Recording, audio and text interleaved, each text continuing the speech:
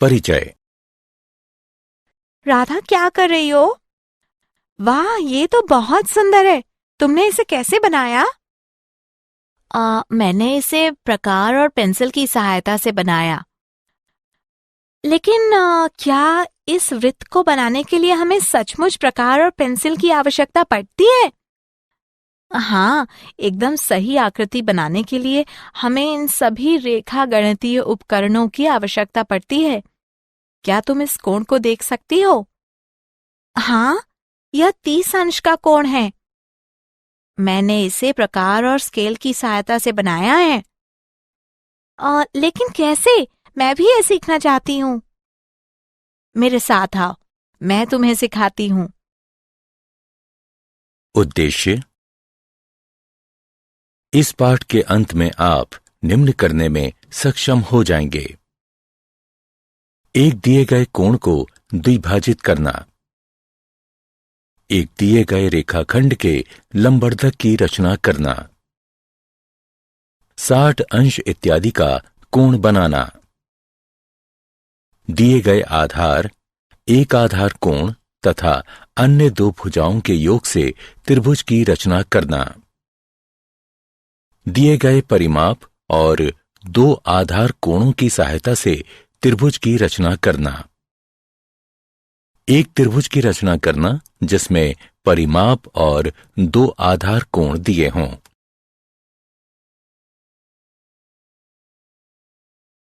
परिभाषा। रेखा गणित में रचना से तात्पर्य आकृतियों, कोणों और रेखाओं को सही सही बनाने से है। इन्हें हम प्रकार, अंशांकित पटरी और पेंसिल की सहायता से बना सकते हैं। कुछ रचनाओं में जहां माप लेने की भी आवश्यकता होती है, हम अंशांकित पटरी और चांदा का भी प्रयोग कर सकते हैं।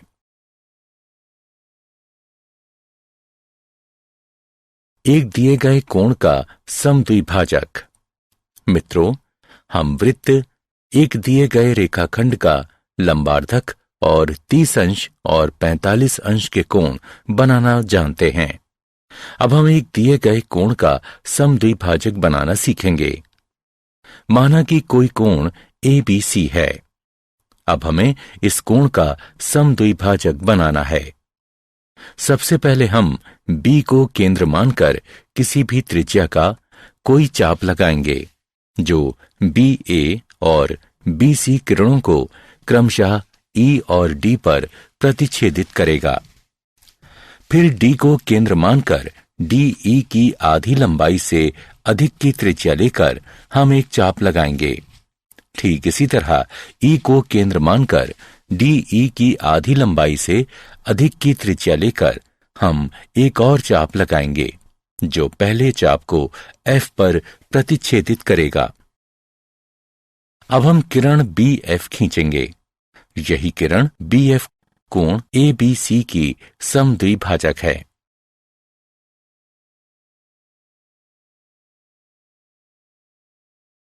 हम कैसे कह सकते हैं कि BF एक कोण समद्विभाजक है? चलिए इसे सिद्ध करते हैं। DF और EF को मिला दीजिए।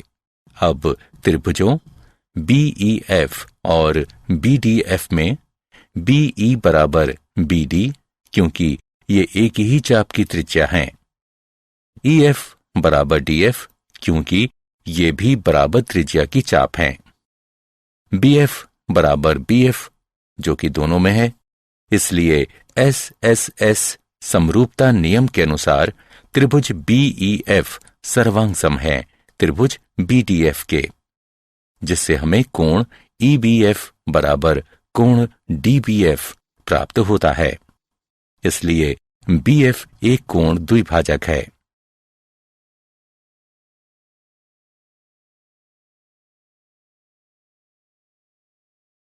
दिए गए रेखाखंड का लंबार्धक। अब हम एक दिए गए रेखाखंड के लंबार्धक की रचना करना सीखेंगे। एक रेखाखंड AB है। हम इसके लंबार्धक की रचना करना चाहते हैं। रचना के चरण। सबसे पहले A को केंद्र मानकर AB की लंबाई के आधे से अधिक की त्रिज्या लेकर रेखाखंड AB के दोनों ओर एक एक चाप लगाइए। ठीक इसी तरह B को केंद्र मानकर उसी त्रिज्या के एक एक चाप रेखाखंड AB के दोनों ओर लगाइए, जो पहले वाले दोनों चाप को क्रमशः P और Q पर प्रतिच्छेदित करेगा। अब PQ को मिला दें। PQ AB को M बिंदु पर प्रतिच्छेदित करेगी। यही रेखा PMQ रेखाखंड AB की अभीष्ट लंबार्धक है। चलिए सिद्ध करते हैं कि PMQ रेखाखंड AB का लंबार्धक है। A और B को P तथा Q से मिलाकर AP, AQ, BP और BQ बनाइए। अब PAQ और PBQ त्रिभुजों में AP बराबर BP, क्योंकि ये बराबर त्रिज्या की चाप हैं। AQ बराबर BQ, क्योंकि ये भी बराबर त्रिज्या की चाप हैं। PQ बराबर PQ, ये दोनों में हैं। इसलिए SAS समरूपता नियम के अनुसार त्रिभुज PAQ सर्वांग है त्रिभुज PBQ के। इसलिए CPCT द्वारा कोण APM बराबर है कोण BPM के। अब त्रिभुजों PMA और PMB में AP बराबर BP बराबर त्रिज्या की चाप, PM बराबर PM, ये दोनों में है। कोण APM बराबर कोण BPM जैसा कि ऊपर सिद्ध हो चुका है। इसलिए SAS समरूपता नियम के अनुसार त्रिभुज PMA सर्वांग है त्रिभुज PMB के। इसलिए AM बराबर BM और कोण PMA बराबर कोण PMB CPCT के द्वारा।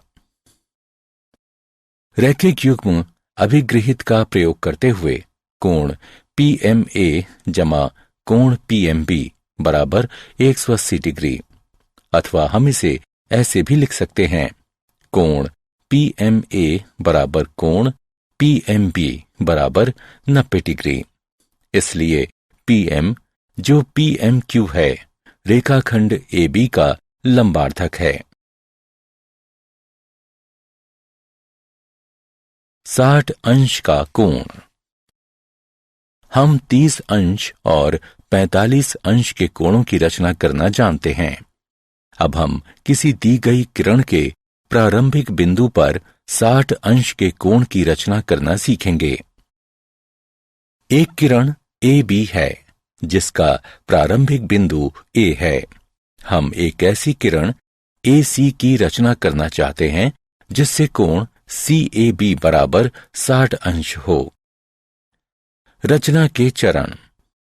A को केंद्र मानकर किसी भी त्रिज्या का एक वृत्त का चाप लगाइए जो AB को किसी बिंदु पर प्रतिच्छेदित करेगा। माना कि वह बिंदु D है। अब D को केंद्र मानकर पहले वाली ही त्रिज्या का एक और चाप लगाइए जो पहले वाले चाप को किसी बिंदु पर प्रतिच्छेदित करेगा। माना कि वह बिंदु E है। अगले चरण में E से होते हुए किरण AC खींचिए। यही कोण CAB 60 अंश का अभीष्ट कोण है।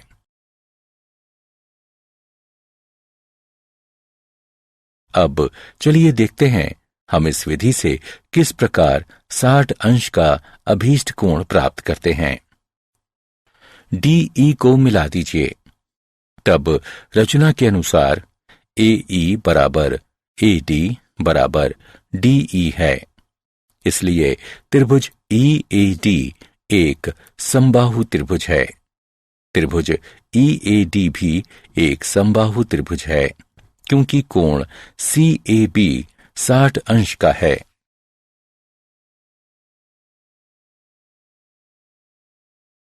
एक त्रिभुज की रचना। दिए गए आधार एक आधार कोण तथा अन्य दो भुजाओं के योग की सहायता से त्रिभुज की रचना करना। ABC कोई त्रिभुज है।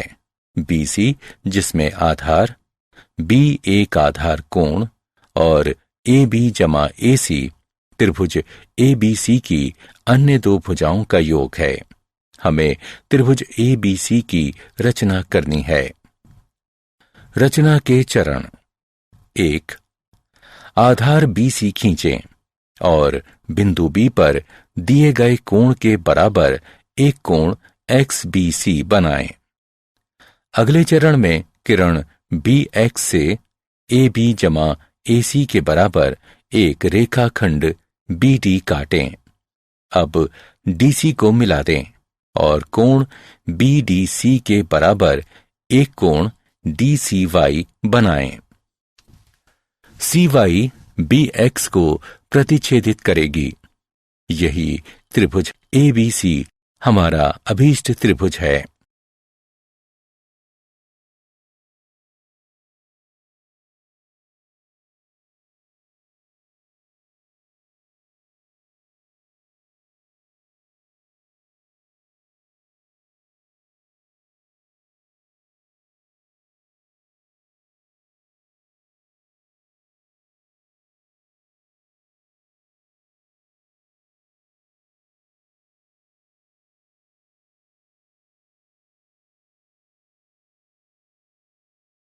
आइए देखते हैं कि ABC किस प्रकार एक त्रिभुज है। ACD त्रिभुज में कोण ACD बराबर कोण ADC रचना के अनुसार, इसलिए AC बराबर AD, तब AB बराबर BD घटा AD बराबर BD घटा AC या AB जमा AC बराबर BD। हम जानते हैं कि त्रिभुज की दो भुजाओं का योग तीसरी भुजा से अधिक होता है, इसलिए ABC एक त्रिभुज है।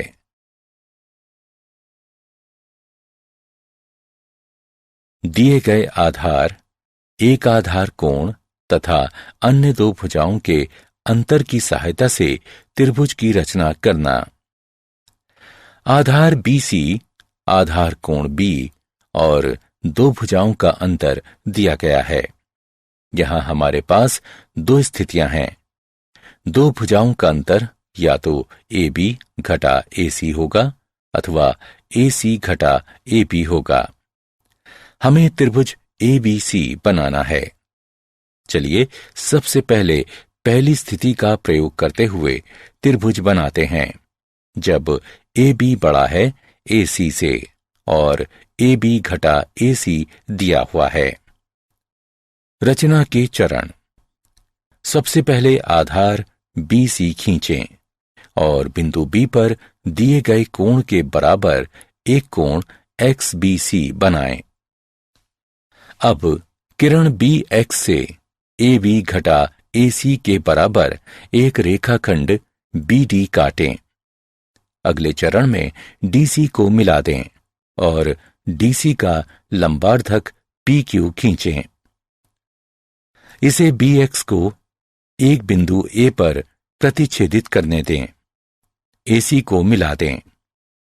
यही ABC हमारा अभीष्ट त्रिभुज है। चलिए अब दूसरी स्थिति का प्रयोग करते हुए त्रिभुज बनाते हैं, जिसमें AB छोटा है AC और AC घटा AB जो दिया गया है। रचना के चरण। सबसे पहले आधार BC खींचें और बिंदु B पर दिए गए कोण के बराबर एक कोण XBC बनाएं। अब किरण BX से AC घटा AB के बराबर एक रेखाखंड BD काटें। अगले चरण में DC को मिला दें और DC का लंबार्धक PQ खींचें। PQ को BX को एक बिंदु A पर प्रतिच्छेदित करने दें। AC को मिला दें। यही ABC हमारा अभीष्ट त्रिभुज है।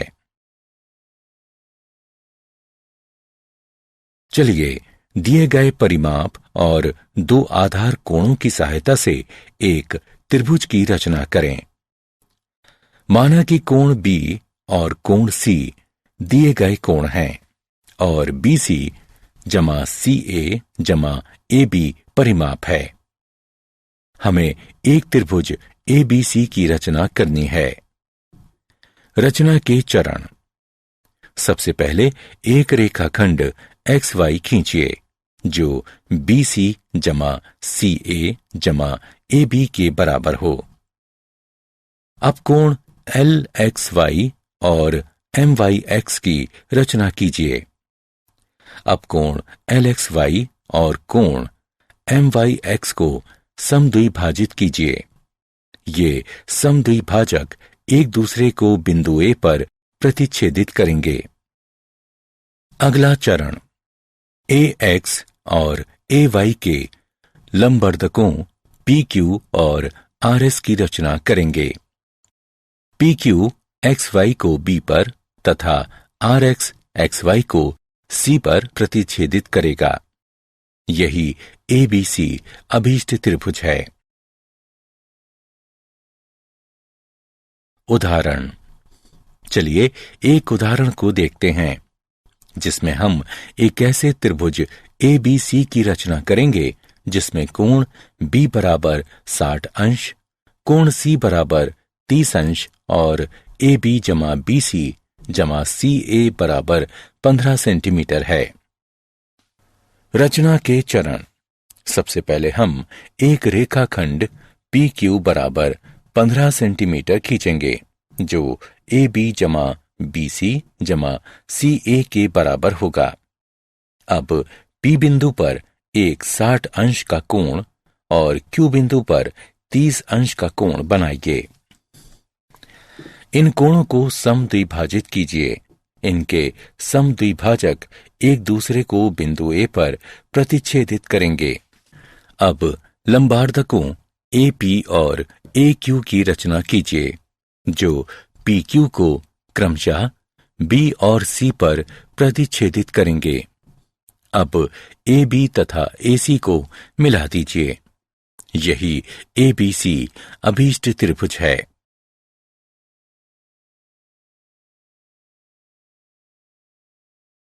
क्या आप जानते हैं जियोमेट्री शब्द ग्रीक शब्द जियो जिसका तात्पर्य है पृथ्वी तथा मैट्रिया जिसका तात्पर्य है मापना से बना है। अंक गणित के साथ साथ रेखा गणित भी पूर्व आधुनिक गणित के दो क्षेत्रों में से एक थी। प्राचीन मिस्रवासियों ने 3000 ईसा पूर्व पहले रेखा गणित का प्रयोग किया था। उनके बहुत सारे सूत्रों में से वृत्त का लगभग सही क्षेत्रफल निकालने का सूत्र भी था। अपने अद्भुत रेखा गणितीय कार्यों के कारण रेखा गणित का पिता प्रायः 300 ईसा पूर्व के मिस्र के यूक्लिड नाम के गणितज्ञ को कहा जाता है। उसके किए गए कार्यों में इतने प्रभावी तत्व थे जो 20वीं शताब्दी के आरंभ तक उन गणित की किताबों में रहे जिनका प्रयोग पढ़ाने के लिए किया जाता था। यदि AB जमा AC BC से कम या बराबर है तो किसी भी त्रिभुज की रचना संभव नहीं है।